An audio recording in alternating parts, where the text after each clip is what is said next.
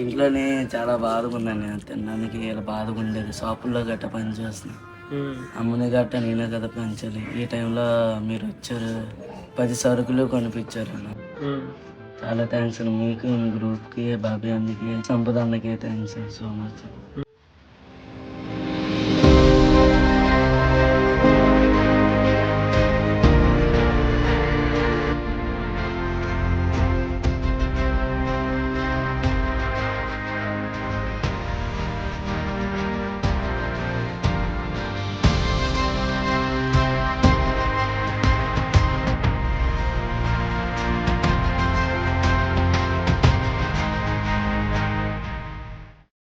Hi friends, అందరూ బాగున్నారా?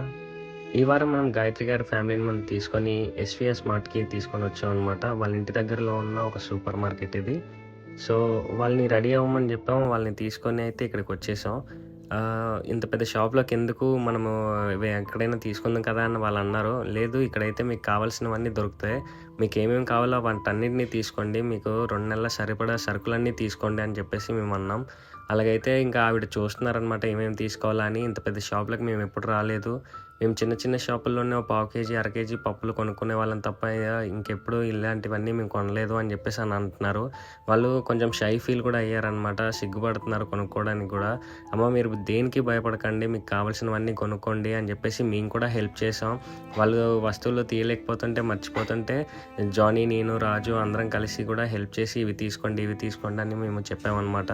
So వాళ్ళు అన్నీ తీసుకుంటున్నప్పుడు వాళ్ళు చెప్తున్నారు, మేము చాలా సంతోషంగా ఉన్నాము మీరు పరిచయం అవ్వడం అని చెప్పేసి మాతో మాట్లాడుతున్నారు.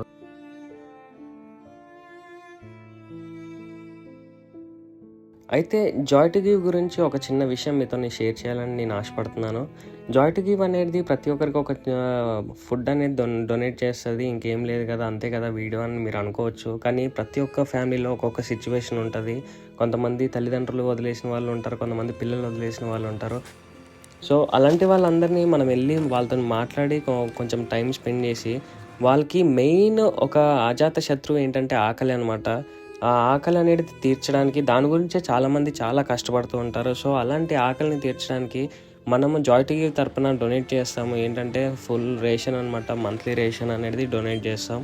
సో మీరందరూ కూడా మా ముందుకు వచ్చి చేయి కలిపి మాతో కలిసి హెల్ప్ చేస్తారని నేను ఆశపడుతూ ఉన్నాను. ఇంకా అన్నీ కొనేసిన తర్వాత బండి మీద సామాన్లన్నీ ఎక్కించేసుకొని ఆ తమ్ముడిని ఎక్కించుకొని మేమైతే వాళ్ళ ఇంటికి స్టార్ట్ అయ్యాం. ఎలా ఉన్నారు? బాగున్నారా? సామాన్లన్నీ కొనుక్కున్నారా? కొని ఇచ్చారు. హ్యాపీయా? మరి ఏమైనా ఇంకా ఏమైనా అవసరం ఉందా?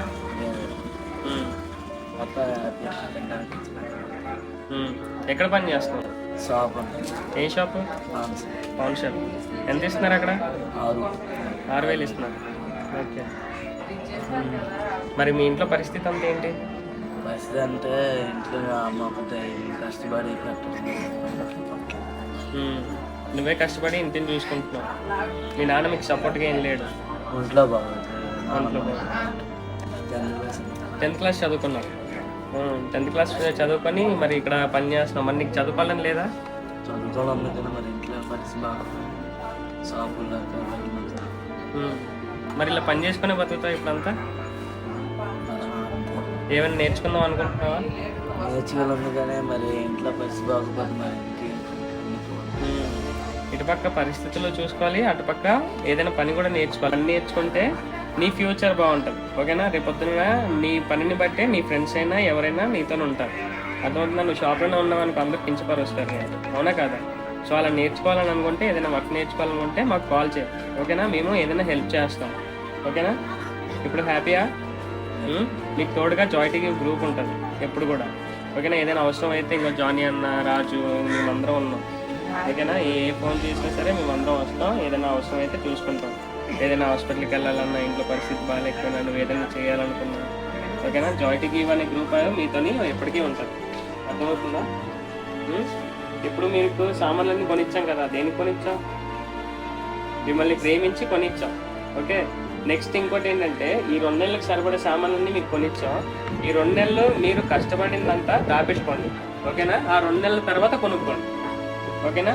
ఈ 2 నెలలు మీరు కొనాల్సిన అవసరం లేదు కదా. ఇవన్నీ ఈ బియ్యాలు కొనాల్సిన అవసరం లేదు, సబ్బులు కొనాల్సిన అవసరం లేదు, ఏది అవసరం లేదు. ఆ తర్వాత మీరు కొనుక్కోవాలి. ఓకేనా?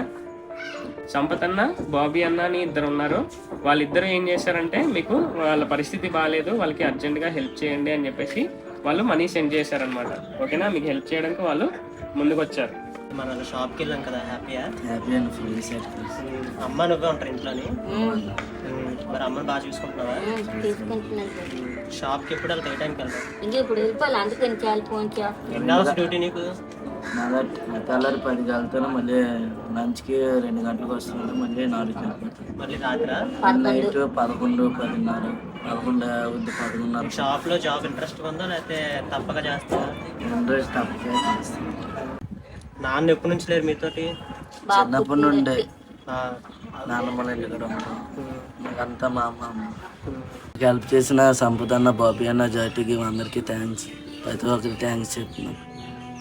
మీ అందరు హెల్ప్ చేసినందుకు థ్యాంక్స్ బాబు.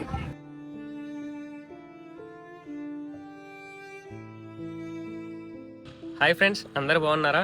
ఈ వారం మనం ఒక ఫ్యామిలీకి హెల్ప్ చేసాం, అది మీరు ఈ ముందు వీడియోలో చూసే ఉంటారు.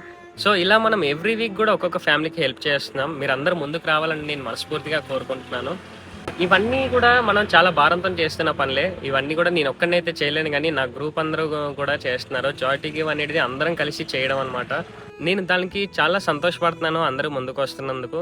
ఇంకా మీరు కూడా ముందుకు వచ్చి మాతో చేరండి. మనం అందరం కలిసి ఇంకా లేని వారికి, బాధల్లో ఉన్న వారికి వాళ్ళకి సంతోషాన్ని ఇద్దాం, వాళ్ళని మనం ప్రేమగా చూసుకుందాం, వాళ్ళతోని మనం కూడా ఉన్నామనే ధైర్యాన్ని మనం ఇద్దాం. అలాగే ఈరోజు సంపత్ అన్న అని, బాబీ అన్న అని వాళ్ళిద్దరూ స్పాన్సర్ చేశారు ఈ ఫ్యామిలీకి.